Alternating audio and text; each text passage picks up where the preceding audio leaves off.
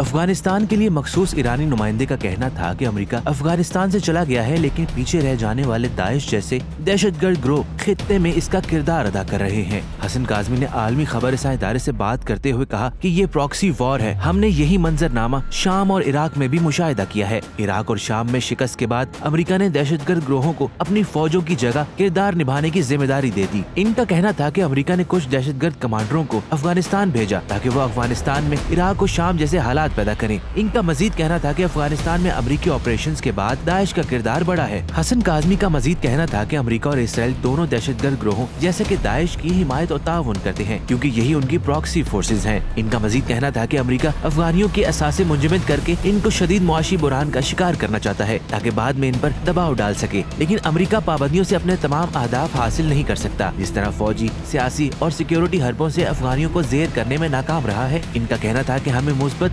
अक्सर अमल दिखाना चाहिए। ख्याल रहे कि अमेरिकी प्रॉक्सी फोर्स दाइश, शाम, इराक और अफगानिस्तान में अमेरिकी अहदाफ की तकमील में मसरूफ अमल है और इन तीनों ममालिक को बहरान ज़दा और बदामन रखने के लिए हाथ पांव मार रही है।